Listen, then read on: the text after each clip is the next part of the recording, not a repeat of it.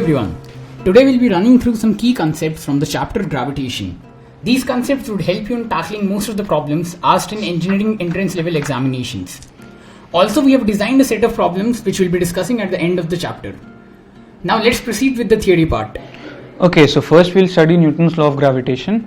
The formula is force is equal to G m1 m2 upon r square, where F is the force between the two particles, m1 and m2 are the masses of the particles, and r is the distance between the particles. And this r cap denotes the line joining the two particles. So this is basically a force, and it is Newton's laws of gravitation. It's a pretty basic thing, everyone must be knowing it. Okay. So we'll switch on to the second topic now. Gravitational field. See, gravitational field intensity due to a mass m at a distance r is defined as the force acting on unit mass kept at a distance r. That is, if you know the force at a distance by any body, so you can find the gravitational field intensity by dividing the force by mass. And its direction would be same as that of the force. Its direction would be same as that of the force. So this is what gravitational field is defined as. Now we'll study about the gravitational field intensity due to a point mass. So इसमें the main formula of force is G m1 m2 upon r square, where small m is the m2 and it is the test mass. So force gravitational field would be equal to force upon m equivalent to G m upon r square. Now this is the distance and this is the test mass. So this is the gravitational field intensity due to a point mass. इसके बाद हम देखेंगे gravitational field intensity due to a uniform circular ring at a point on its axis. Okay. So this is the ring over here in the diagram. And this is the ring. There is a point over here P on the axis of it. That is, this O is passing through the center of the ring. So इसका formula है G capital M R upon R square plus capital R square to the power of 3 upon 2 along PO. एक इस direction में रहेगा along PO. And it would be better if student memorize this result. Yes, this result is very important actually. जितने भी gravitational field के formulas हैं, you have to remember all of them. So ताकि अगर exam में आता है तो at least तुम्हें पता रहे. So this is an important formula. अभी हम देखेंगे gravitational field intensity due to uniform disc at a point on its axis. तो इसमें भी सब कुछ सेम रहता है पहले जैसा. ये एक डिस्क है, एक्सिस पे पॉइंट है P, तो इसका formula will be E is equal to 2gm upon r square into 1 minus cos theta. तो ये हो गया. इसके बाद इसमें डेरिवेशन एक बार देख लेनी चाहिए आपको, although it is not very important but still you should know how to derive it, अगर कभी एग्जाम में पूछ लिया गलती से तो. Then we come on to uniform thin spherical shell.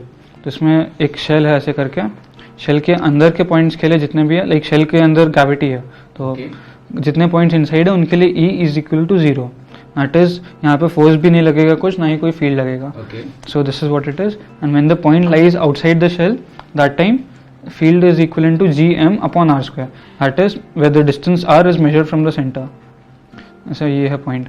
तो there is a test mass over here m. So this thing is same. तो इसमें one important thing is that the shell acts as a point mass. कि अगर मान लो इसके बजाय इस shell का mass m है, इसके बजाय अगर मान लो यहाँ पे एक m mass रहता और ये छोटा m रहता, इसका डिस्टेंस r रहता, तब भी सेम रिजल्ट आता हमारा.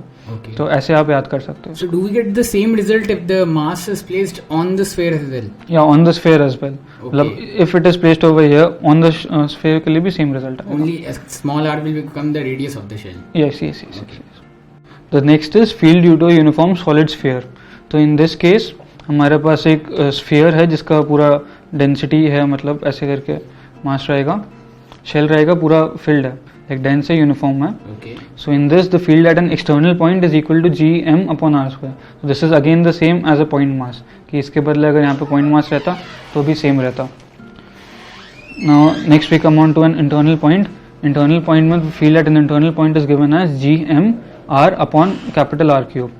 This is by far the most important formula. इसके ऊपर बहुत सारे questions आते हैं, तो ये आपको बहुत अच्छे से याद रहना चाहिए. This is different from this is the main difference. Yeah, this is the main shell. हाँ जी.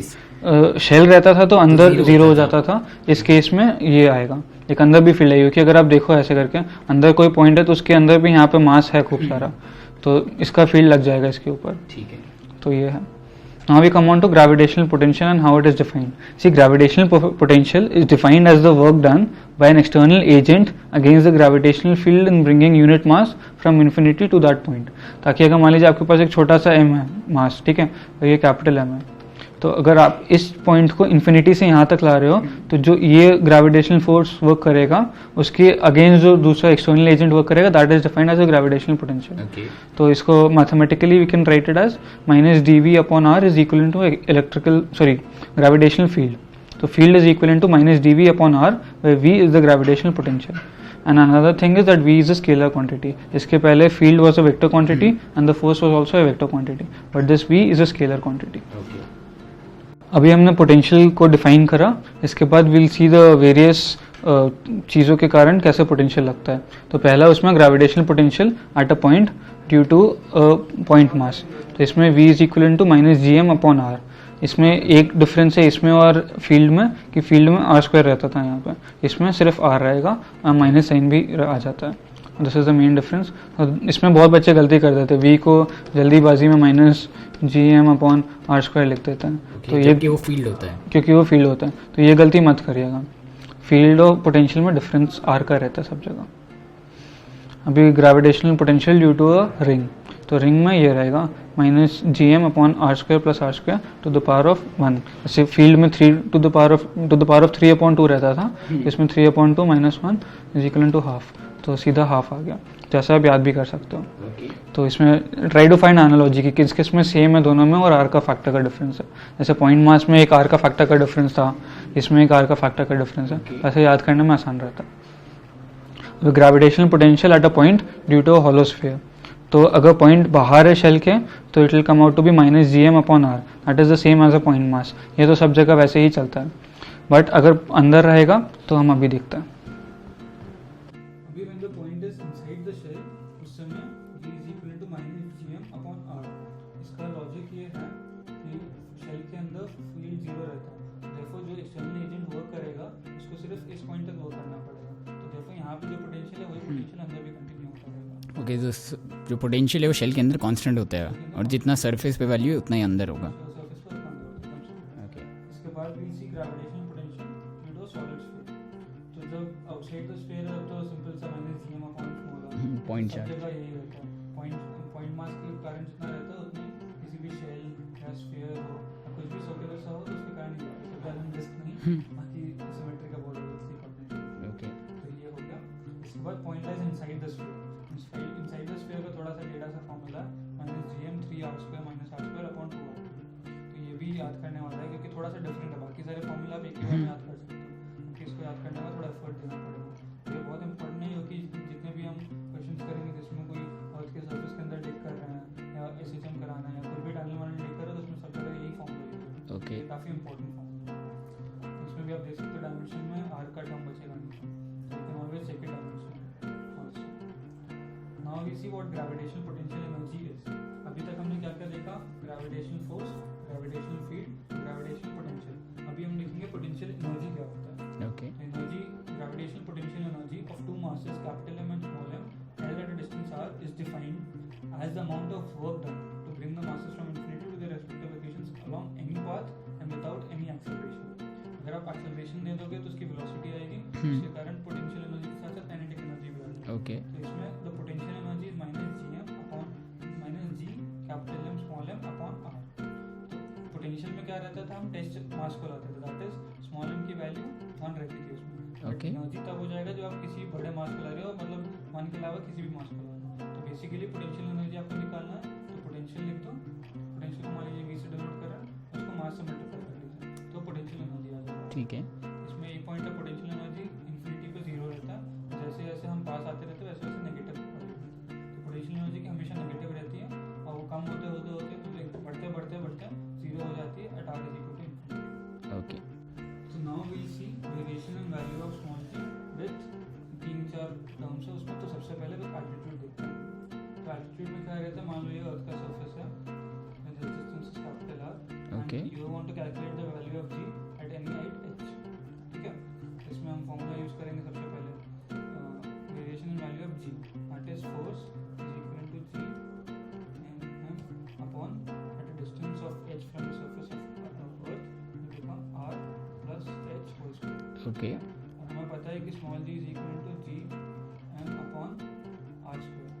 सो देयरफॉर इससे आ जाएगा g dash is equal to g upon r square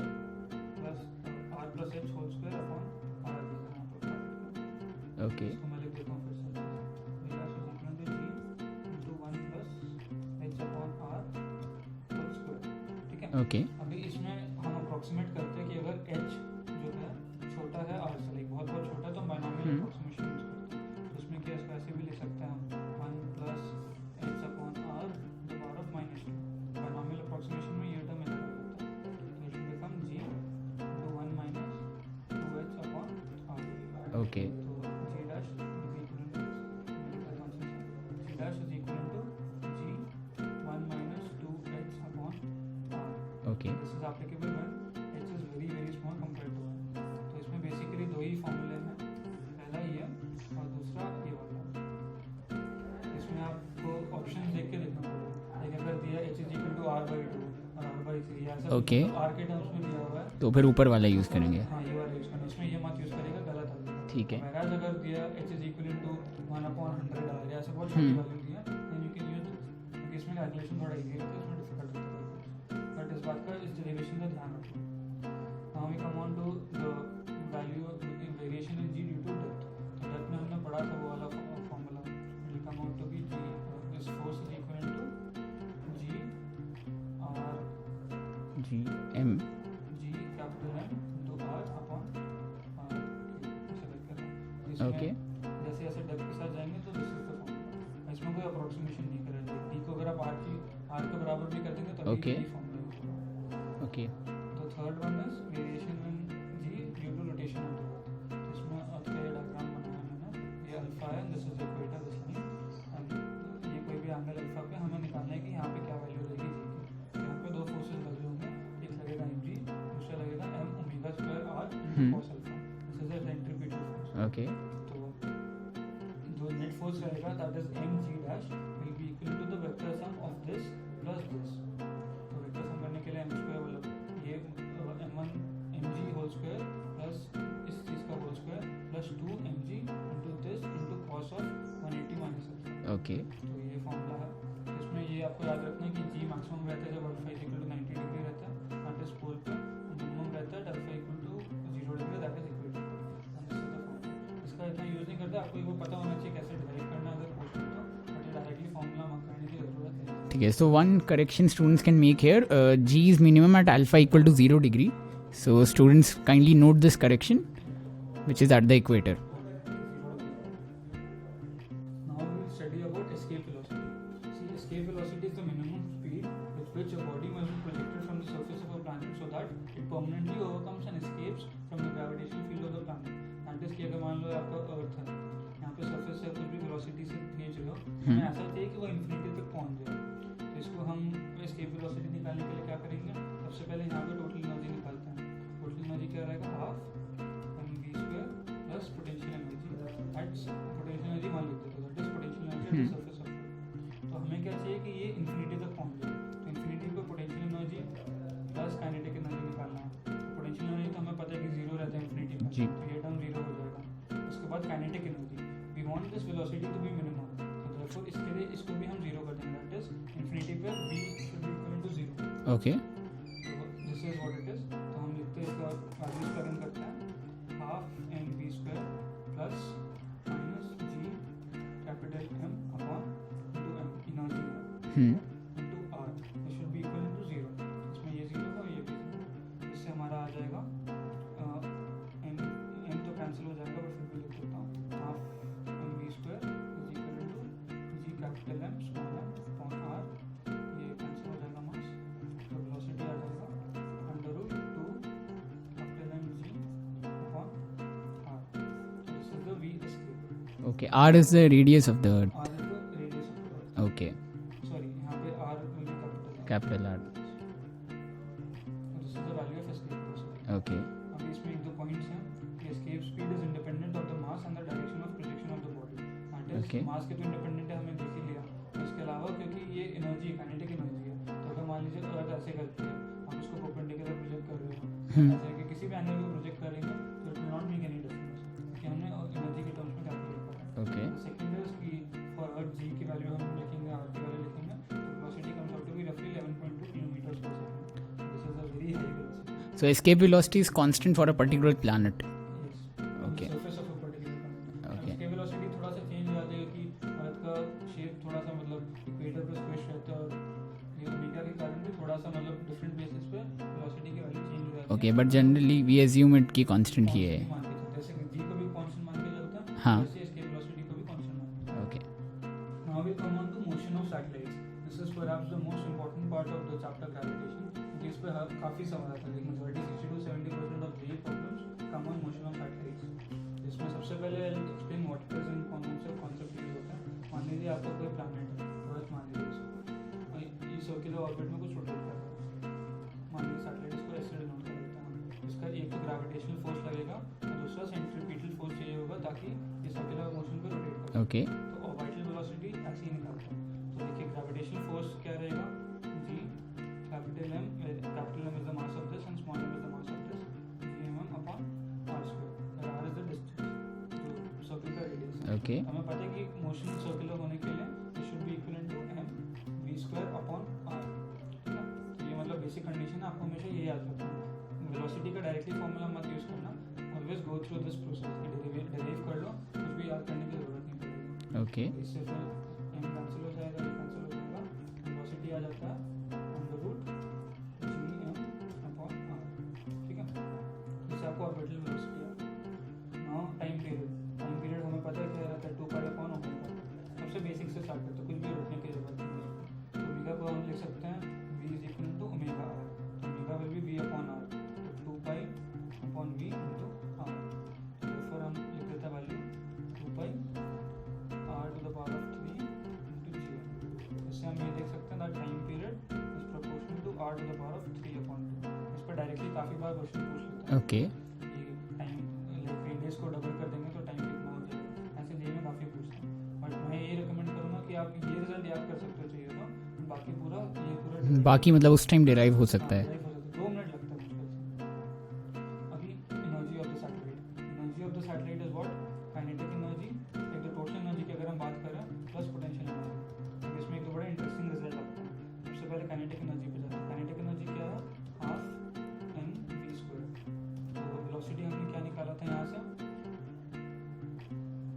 under root gm upon r.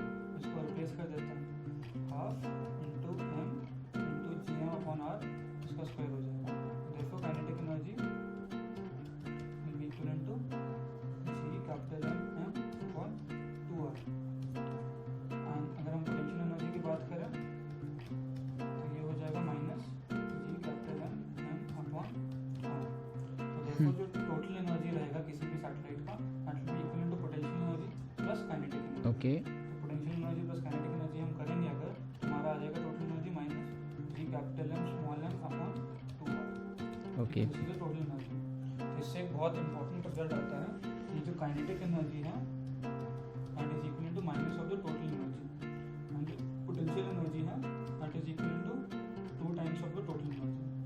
Okay. This is a very important result that you can. कभी कभी directly in पे पूछ लिया जाता है कभी कभी क्वेश्चन. आपको डायरेक्टली एनर्जी दे देंगे, उससे रेडियस निकालना के बोलेंगे और वेलोसिटी निकालने के लिए बोलेंगे. तो इफ यू गो ऑन कि इससे एनर्जी से आप इसको ऐसे लिखोगे kinetic energy plus potential energy, तो वेलोसिटी और रेडियस के टर्म में फंक्शन बनेगा, तो बहुत हेल्पफुल होता है. इससे अच्छा आप ये देख लो कि टोटल एनर्जी ये है, इससे डायरेक्टली काइनेटिक एनर्जी निकाल लो. काइनेटिक एनर्जी से वेलोसिटी आ जाएगा और इसके थ्रू आपका रेडियस आ जाएगा. आपका एक ही झटके में रेडियस भी निकल गया, वेलोसिटी भी निकल गया. उसके बाद जो भी पूछेंगे, टाइम पीरियड पूछेंगे, एंगुलर मोमेंटम जो भी पूछेंगे सब आप निकाल सकते हो अगर आपके पास रेडियस हो. ये मतलब बहुत इंपॉर्टेंट है. अभी will see a term which is called as binding energy of a satellite. So the binding energy is defined as the energy required to remove the satellite from its orbit to infinity, and इसका formula will be equivalent to the minus of the total energy that the satellite has. Okay. therefore it will be minus plus g capital M small m upon 2. It is basically layman language में अगर मान लीजिए अर्थ है और यहाँ पे कोई satellite orbit कर रहा है, तो आपको कितनी एनर्जी देनी पड़े ताकि इंफिनिटी तक पहुंच जाए, दैट इज इसका ग्रेविटेशन फील्ड के बाहर. ओके. तो दिस इज बेसिकली टर्म है ये. कभी अगर पूछ ले कि बाइंडिंग एनर्जी निकाल दो इसकी, आपको पता होना चाहिए क्या है बाइंडिंग एनर्जी. अभी जियो स्टेशनरी सैटेलाइट देखेंगे. जियो स्टेशनरी सैटेलाइट क्या रहता है कि आप जब भी उसको देखोगे it's relative position with respect to Earth does not change. That is, the omega of the satellite is equal to the omega of Earth. So therefore, always आपको लगेगा कि एक ही जगह पर है ये स्पेस में. ओके. तो इसका टाइम पीरियड क्या रहेगा, ओमेगा सेम है, टाइम पीरियड भी सेम रहेगा, तो दैट इज 24 आवर्स. ठीक है. टाइम पीरियड पता है तो इससे we know that t square is equal to 4